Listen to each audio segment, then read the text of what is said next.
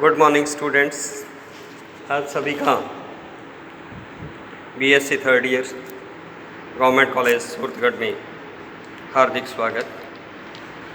इससे पहले वाले दो लेक्चर्स में हमने न्यूटन का फॉरवर्ड इंटरपोलेशन फार्मूला और न्यूटन का बैकवर्ड इंटरपोलेशन फार्मूला ड्राइव किया था। आज इनके ऊपर बेस्ड हम न्यूमेरिकल प्रॉब्लम सॉल्व करेंगे। तो पहली प्रॉब्लम है हमारे पास डायामीटर और एरिया ऑफ सर्कल दे रखा है कि यदि डायामीटर का मान 80, 85, 90, 95 और 100 है और दूसरा fx 5026, 5674, 6362, 7088 और 7854 दे रखा है। तो कहता है कि सर्कल का क्षेत्रफल ज्ञात कीजिए जब उसका व्यास 82 हो। तो पहले हम टेबल बनाएंगे अग्रांतर अंतर सारणी, जैसे मैंने पहले भी कहा था। तो x के मान जो दे रखे हैं आपको 80, 85, 90, 95, 100 और fx का मान उसके संगत दे रखा है।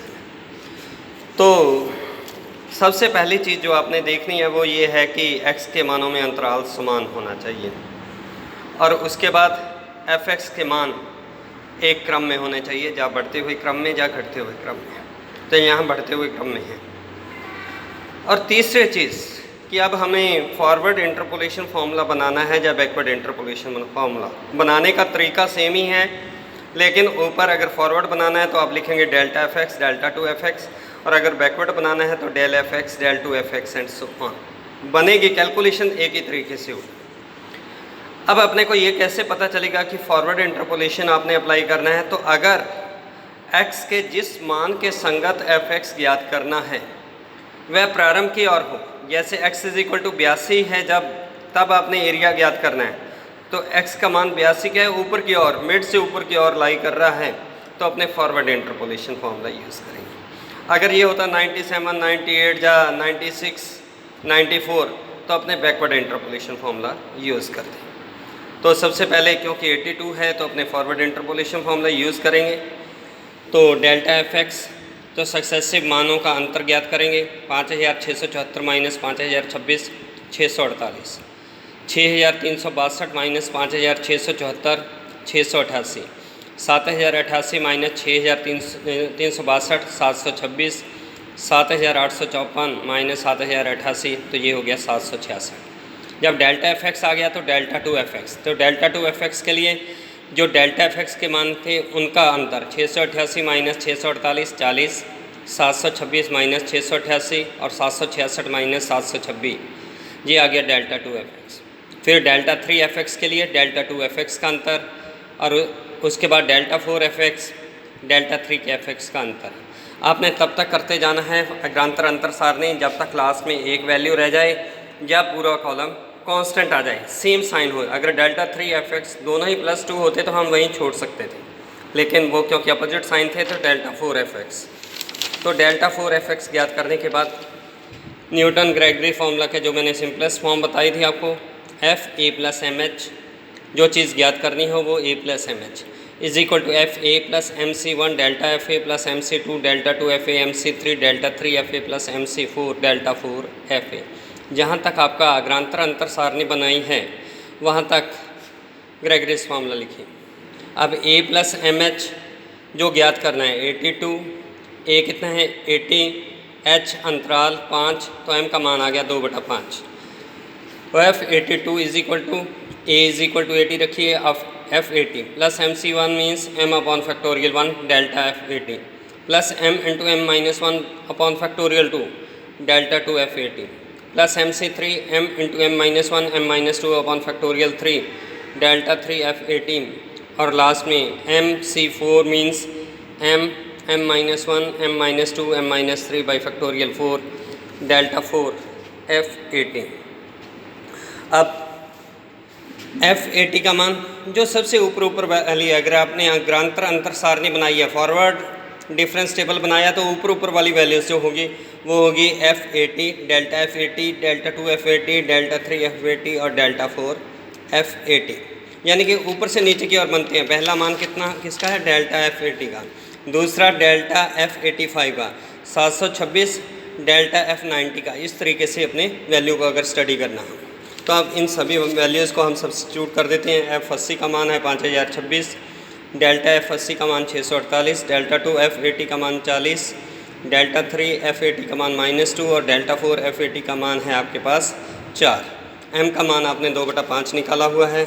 इन सभी वैल्यूज़ को आप सब्स्टिट्यूट कर दीजिए तो आपके पास कैलकुलेशंस करने के बाद F82 का मान आ जाता है 5280.105।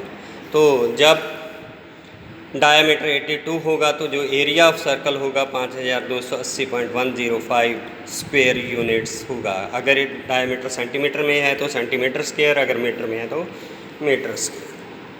तो इस तरीके से अपने फॉरवर्ड इंटरपोलेशन फार्मूला को यूज़ करते हुए रिज़ल्ट ज्ञात कर सकते हैं। एक क्वेश्चन और देखिए, आपके पास वर्ष दे रखा है 1891, 1901, 1911, 1921 और 1931 और किसी शहर की संख्या हज़ारों में दे रखी है 46,000, 66,000, 81,000, 93,000 और 1,01,000। यह हज़ार क्योंकि कॉमन है इसलिए वैसे ये थाउजेंड्स में, आप चाहें तो 46,000, 66,000 भी लिख सकते हैं।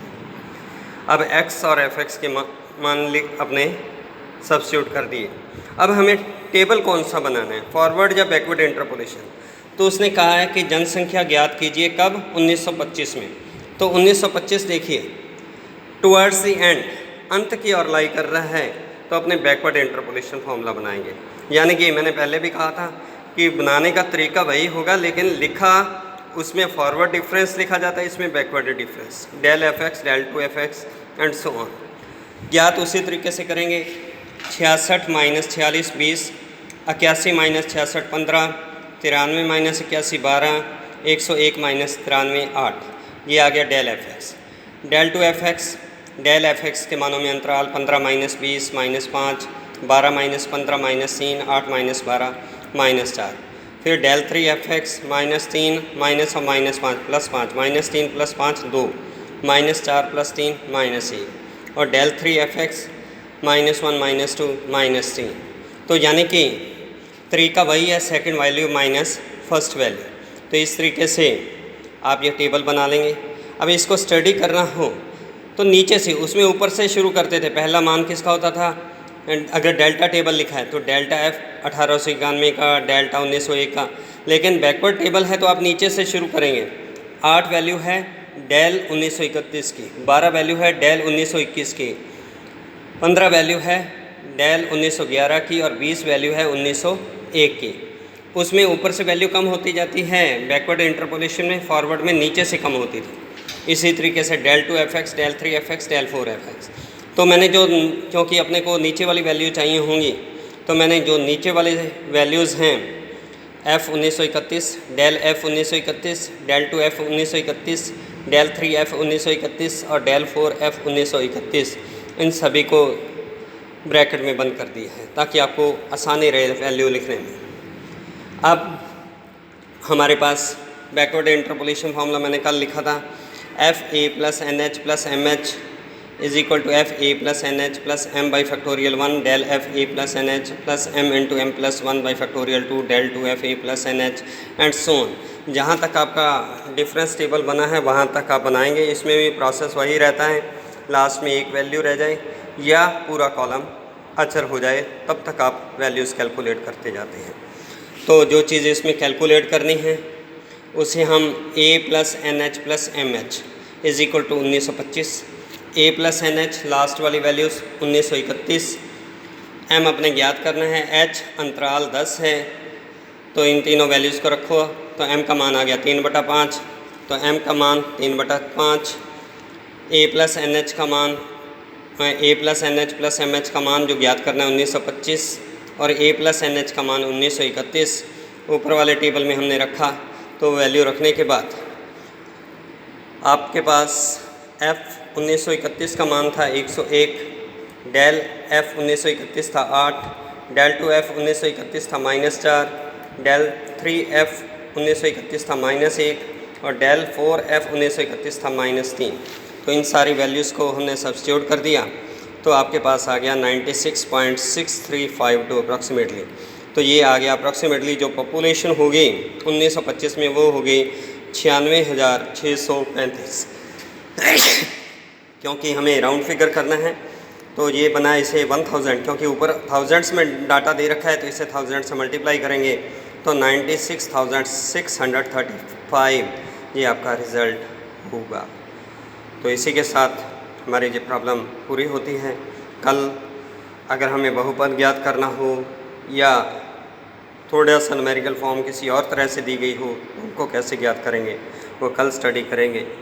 तो इसी के साथ जय हिंद जय भारत।